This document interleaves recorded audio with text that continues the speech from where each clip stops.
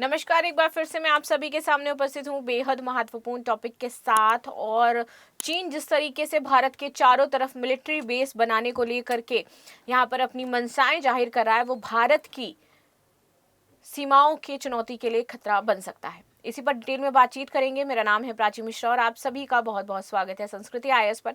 Video अंत तक जरूर देखिएगा, आईआर पॉइंट से बहुत ही ज्यादा इंपॉर्टेंट हो जाता है।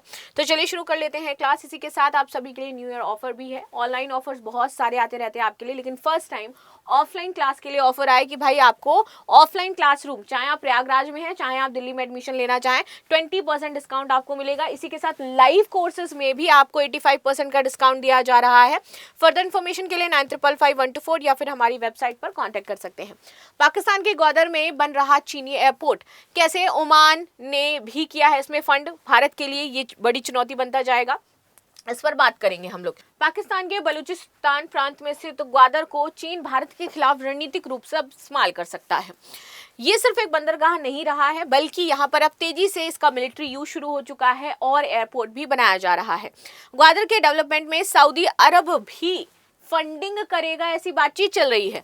पाकिस्तान ने 1000 मीटर का एक टर्मिनल सऊदी के नाम पर भी यहाँ पर डील किया हुआ है। ग्वादर में जो एयरपोर्ट बनाया जा रहा है वो दोहरे इस्तेमाल के लायक है, यानी कि ग्वादर बंदरगाह जो रनवे पे बनाया गया है, इससे लड़ाकू विमान भी उड़ सकते हैं। और पिछले एक दशक की अगर हम बात करें तो चीन पाकिस्तान की संयुक्त भू राजनीतिक सोच का ये केंद्र बना हुआ है। देखो भाई, बंदरगाह के बाद अब न्यू ग्वादर इंटरनेशनल एयरपोर्ट का निर्माण इस क्षेत्र को समुद्री हवाई हब में बदल देगा। नाउ चीन इसे आधिकारिक रूप से आर्थिक विकास और कनेक्टिविटी परियोजना बताता है, जबकि भारत और कई वैश्विक सुरक्षा विश्लेषक मानते हैं कि ये डुअल यूज के लिए बनाया जा रहा है इंफ्रास्ट्रक्चर, जो कि भारत के लिए किसी भी तरीके से सुरक्षित नहीं हो जाता है। न्यू ग्वादर इंटरनेशनल एयरपोर्ट तकनीक और वित्तीय प्रोफाइल की बात करें तो बुनियादी संरचना इसमें $246 मिलियन लगेगा। वित्त पोषण चीनी सरकार ने किया है 230 मिलियन और ओमान 17.5 मिलियन दे रहा है। निर्माण प्रारंभ होगा हमारा जो हुआ था 2019 में।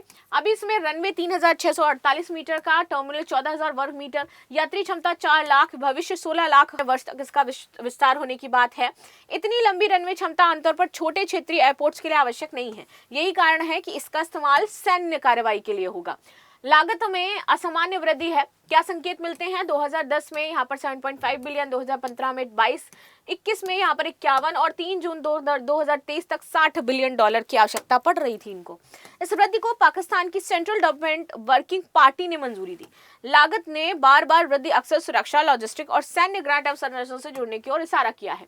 डुअल यूज के सैन्य संकेत क्या है भाई? तो रनवे और एयरक्राफ्ट क्षमता विकसित कर रहे हो उस रनवे पर। सिंपल सी बात है, बोइंग 747, एयरबस A380, भारी सैन्य ट्रांसपोर्ट Y-20, C-17 क्लास और फाइटर जेट ऑपरेशन की सैद्धांतिक क्षमता है ये। परिचालन पैटर्न, सीमित नागरिकता उड़ाने, भारी सुरक्षा घेरा और ग्वादर पोर्ट के साथ एकीकृत लॉजिस्टिक्स।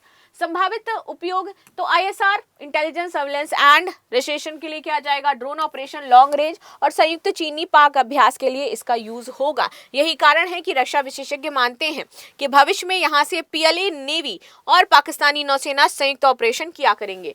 CPAC और BRI का सामरिक आयाम तो NGIA new Gwadar international airport चीन पाकिस्तान आर्थिक गलियारा का अहम हिस्सा था, जो आगे चल करके चीन की बेल्ट एंड रोड इनिशिएटिव को हिंद महासागर से जोड़ेगा। चीन के रणनीतिक लाभ, मलक्का जलडमरू पर निर्भरता कम होगी, पश्चिम एशिया से ऊर्जा आपूर्ति होगी और हिंद महासागर में स्थायी उपस्थिति होगी। चीन पाकिस्तान आर्थिक गलियारा आप सभी को पता है जिस तरीके से ये डेवलप कर रहे हैं, यहाँ से शुरू होता है एंड देन यहाँ पे ग्वादर पे आकर के खत्म हो जाता है। ये बना ही रहे हैं कि कनेक्टिविटी इन्हें मिले। चीन पाकिस्तान आर्थिक गलियारा पाकिस्तान में एक विशाल बुनियादी ढांचे का निर्माण करेगा, जैसे एयरपोर्ट, सड़कें, रेलवे लाइन, ऊर्जा कनेक्टिविटी, ये सारा कुछ देगा। सबसे महत्वपूर्ण और रणनीतिक घटक है ये चाइना का बेल्ट एंड रोड इनिशिएटिव, जिसमें ये सारे देशों को एक साथ जोड़ रहा था। जो CPAC है, इसका मूल उद्देश्य है चीन के शिनजियांग प्रांत को पाकिस्तान के ग्वादर बंदरगाह से जोड़ना, ताकि इन्हें हिंद महासागर में डायरेक्ट कनेक्टिविटी मिल जाए। और हिंद महासागर में डायरेक्ट कनेक्टिविटी का मतलब है कि भारत के लिए डायरेक्ट खतरा उत्पन्न हो जाना।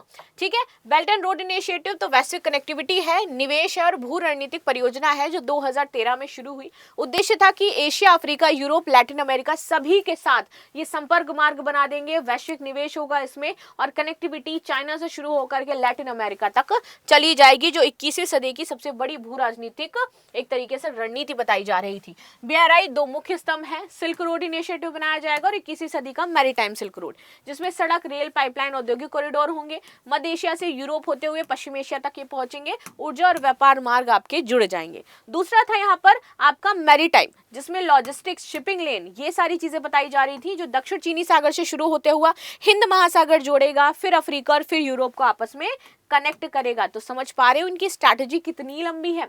हरमुज जलसमृद्ध ऊर्जा रणनीति, यहाँ पर 20% तेल परिवहन यहीं से गुजरता है और इसीलिए हरमुज को भी इसमें जोड़ा जा रहा था। नाउ संकट काल में ऊर्जा आपूर्ति अप्रत्यक्ष दबाव में आ सकती है। समुद्री व्यापार मार्गों की निगरानी में चीन की बढ़त हो जाएगी, ये भारत के लिए खतरा है। ओमान की सीधी वित्तीय सहायता, सऊदी अरब द्वारा ग्वादर विकास में निवेश, टर्मिनल से जुड़ी विशेष व्यवस्थाओं की रिपोर्ट, ये बताता है कि कैसे ग्वादर केवल चीन पाक परियोजना नहीं है, अब इसमें धीरे धीरे आपके ये जितने भी मुस्लिम कंट्रीज हैं वो शामिल होते नजर आ रहे हैं।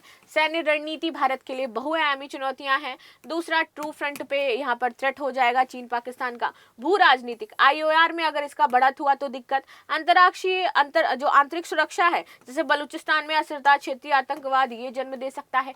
भारत के लिए रणनीतिक विकल्प हो सकते हैं कि चीन पाकिस्तान सहयोग, CPEC, BRI, NGIA और IOR में PLA नेवी की बढ़ती मौजूदगी के संदर्भ में भारत को बहुआयामी यानी कि मिलिट्री, डिप्लोमेटिक, इकोनॉमिक और टेक्नोलॉजिक रणनीति अपनानी होगी और ये बहुत ही ज्यादा इंपॉर्टेंट है।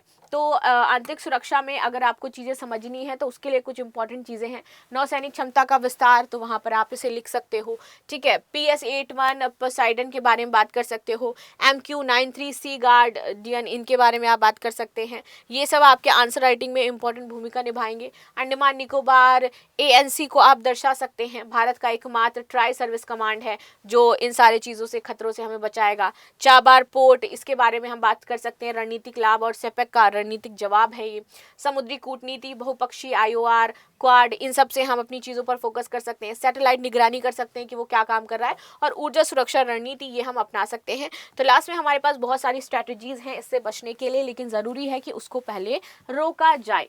तो सिपैक का प्राथमिक उद्देश्य क्या है, ये 4 ऑप्शन दिए गए हैं और आपको कमेंट बॉक्स में इसको लेकर के आंसर देना है। लास्ट में न्यू ईयर ऑफर है हमारा, जिसकी फीस 2,85,000 थी, अब वो UPSC का फुल कोर्स, हमारा कंप्लीट कोर्स आपको मात्र 65,000 में मिल रहा है। इसमें GS batch, CSET batch, AC batch, prelims batch, compulsory paper, prelims, advance, mains, आपको मेंटोरशिप, सब कुछ मिलने वाला है। इसके लिए नंबर है 9555124124 पर, इस पर आप कांटेक्ट कर सकते हैं और जानकारी ले सकते हैं। मिलते हैं नेक्स्ट क्लास में, तब तक के लिए धन्यवाद। लाइक शेयर सब्सक्राइब करना बिल्कुल भी ना भूलें। And again thanks.